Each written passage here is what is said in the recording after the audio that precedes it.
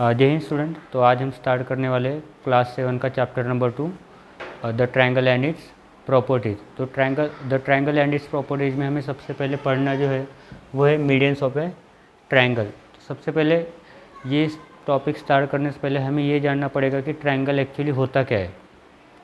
तो किसी भी डायग्राम में अगर आप देखते हो जहाँ पे भी 3 लाइन्स होते हैं, सपोज ये है 1 2 3, तो ये जो क्लोज फिगर होती है जहाँ पे सिर्फ 3 साइड होती है तो उसको ट्रायंगल कहा जाता है। ट्रायंगल खुद बोलता है, ट्रायंगल अगर हम वर्ड को देखते हैं तो ट्रायंगल वर्ड खुद रिप्रेजेंट करता है कि उसमें सभी चीज़ें जो है वो 3 है। ट्राई का मीनिंग होता है 3, ट्राई मतलब होता है 3, और एंगल का मीनिंग होता है कोण। एंगल को में हम मराठी में बोलते हैं कोण या फिर हिंदी में बोलते हैं कोण। तो ट्रायंगल में जो भी एंगल्स होते हैं, जितने भी एंगल्स होते हैं वो टोटल एंगल्स होते हैं 3। उसके बाद उसमें 3 साइड होते हैं और उसी के बाद वर्टाइसेस भी ट्रायंगल्स में हमेशा 3 ही होते हैं, तो इसलिए उसको कहा जाता है ट्रायंगल। तो ये ट्रायंगल वर्ड खुद डिनोट करता है कि ये जितने भी चीज़ें वहाँ पे होगी 3। तो अगर हम देखते हैं ये ट्रायंगल में तो क्या है, ये जो है पॉइंट ए बी एक साइड फॉर्म कर रही है, तो 3 साइड होती है, उसमें क्या आएगा ए बी, बी टू सी एक और साइड होगी बी सी, और ये लास्ट जो साइड है ये सी ए या फिर ए सी। ये हो गए हमारे ट्रायंगल की 3 साइड। उसी प्रकार ट्रायंगल के 3 वर्टाइसेस होते हैं। 3 वर्टाइसेस मतलब जो 2 लाइन एक पॉइंट से ज्वाइन होती है, जो 2 लाइन्स में एक पॉइंट कॉमन होता है उसको बोलते हैं वर्टाइसेस, जहाँ पे हम ज्वाइन करते हैं। तो 3 वर्टाइस होते हैं, वर्टाइसेस ए बी और सी, ये जो होते हैं 3 वर्टेक्स होते हैं ट्रायंगल के। अब उन्होंने बोला गया एंगल, तो यहाँ पे 3 एंगल होते हैं। ये हो गया एक एंगल ए, ये उसको बोलते हैं एंगल बी, और ये हो गया एंगल सी। तो एंगल को जब लिखते हैं तो लिखने के इसमें 2 तरीके होते हैं। सबसे पहले एंगल को इस साइन से डिनोट किया जाता है, ये हमने पिछले लेसन में पढ़ा था, लेसन नंबर 1 में।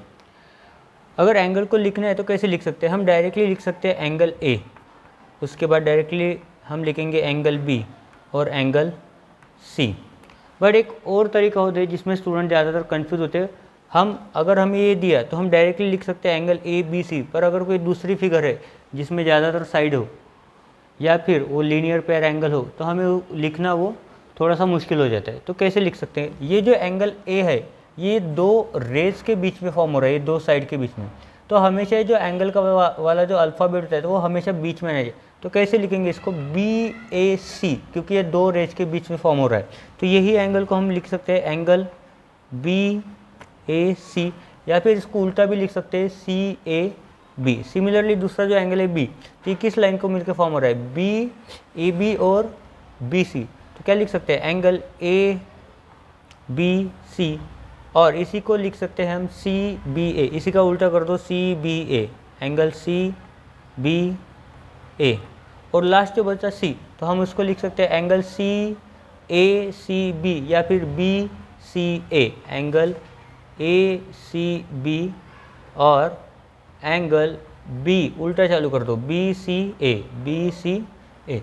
तो ये हुई हमारी ट्रायंगल की छोटी सी इन्फॉर्मेशन। इसके बाद हम हमारा लेसन स्टार्ट करते हैं, जिसमें सबसे पहले हमें पढ़ना है मीडियंस ऑफ ए ट्रायंगल। तो मीडियंस ऑफ ए ट्रायंगल क्या होता है एक्चुअली, तो हम देखते हैं कोई भी ट्रायंगल हो, ट्रायंगल में वर्टेक्स होते हैं और वर्टेक्स के अपोजिट साइड में एक अपोजिट साइड होती है। ये जो वर्टेक्स है वर्टेक्स पी, इसके अपोजिट में जो भी साइड होती है तो इसको बोलते हैं opposite side of vertex P. तो अगर हम देखते हैं सबसे पहले तो हम इसमें देखेंगे कि अपोजिट साइड कौन सी होती है, ये इसको कहा जाता है वर्टेक्स, ये जो होता है इसको कहा जाता है वर्टेक्स। ये भी क्या है, ये भी एक है वर्टेक्स, इसे भी ये आर भी क्या है, ये एक वर्टेक्स है। उसके बाद इसके अपोजिट में है उसको क्या कहा जाता है अपोजिट साइड, या फिर ये साइड क्यू आर के अपोजिट में जो पॉइंट है उसको क्या कहा जाता है opposite vertex. So given figure को हम देख के क्या कह सकते हैं, 3 साइड कौन सा है इस ट्रायंगल में, पी क्यू एक साइड है, उसके बाद क्यू आर एक साइड है, उसके बाद पी आर वो एक और साइड है। उसके बाद सिमिलरली 3 एंगल्स है, पहला एंगल का नाम लिया हमने पी क्यू आर। ये जो एंगल है ये है एंगल पी क्यू आर। ये दो साइड को मिलके क्या फॉर्म हो रहा है, angle P Q R. Similarly दूसरा एंगल है क्यू आर पी। सो ये जो साइड है क्यू आर और पी, तो ये दूसरा एंगल हमारा फॉर्म हो रहा है यहाँ पे। उसी के बाद तीसरा एंगल इन्होंने लिया है क्यू पी आर। तो ये हो गया हमारा एंगल क्यू पी आर, जो साइड क्यू पी और पी आर दोनों के कॉम्बिनेशन से वो एंगल बन रहा है। उसके बाद 3 वर्टेक्स है हमारे यहाँ पे पी क्यू एंड आर। ये जो है हमारे 3 वर्टेक्स है। उसके बाद उन्होंने दिया है side opposite to angle Q P R और vertex P is Q R. तो उन्होंने क्या बोला है, ये जो एंगल पी है या फिर ये जो पॉइंट है वर्टेक्स पी, इसके अपोजिट में साइड कौन सी है, इसके अपोजिट में साइड है क्यू आर। तो इसे कहा जाता है Q R is the opposite side of angle P और vertex P. Similarly angle Q के अपोजिट में कौन सी साइड होगी, तो ये पी आर जो है एंगल पी या फिर एंगल क्यू या फिर वर्टेक्स क्यू के अपोजिट में जो साइड है उसको कहा जाता है, उसका नाम दिया गया है पी आर। उसी प्रकार ये जो लास्ट एंगल हमारा बचा था एंगल आर, उसके अपोजिट में जो वो साइड का नाम है पी क्यू। उसके बाद अगर हम देखते हैं the sides of a triangle, ये हमें याद रखना है, the side of a triangle which is not adjacent to the given vertex is called the opposite side to the vertex. ये जो साइड है ये क्या है, ये जो अपोजिट साइड है किससे, वर्टेक्स क्यू से या फिर एंगल क्यू से, तो ये कभी भी एडजेसेंट नहीं होगी, तो इसकी वजह से उसे क्या कहा जाता है, opposite side to the vertex. The remaining 2 sides of the triangle are adjacent to the given vertex. मतलब इस साइड को, जो इस पॉइंट को इस वर्टेक्स को लगकर जो साइड है, तो इन्हें क्या कहा जाता है, इन्हें कहा जाता है एडजेसेंट साइड। एडजेसेंट साइड मतलब एक दूसरे को पास में जो रहते हैं उन्हें बोलते हैं एडजेसेंट साइड। उसके बाद जो है interior and exterior region of a triangle. तो इंटीरियर रीजन क्या है, ट्रायंगल के अंदर जो भी रीजन होता है, ट्रायंगल के अंदर का जो भी स्पेस है उसे कहा जाता है इंटीरियर रीजन, उसे कहा जाता है इंटीरियर रीजन।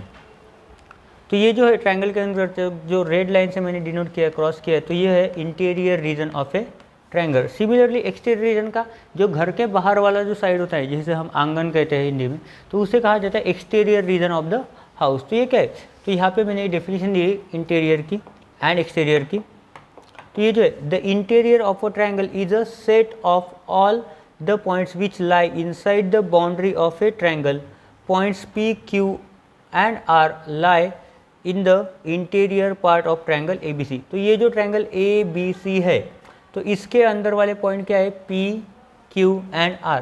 तो ये जो पर्टिकुलर पॉइंट्स है, तो ये ट्रायंगल के अंदर लाई हो रहे हैं, मतलब ट्रायंगल के बाउंड्री के अंदर है, तो इस पॉइंट को कहा जाता है इंटीरियर पार्ट और interior points of the triangle.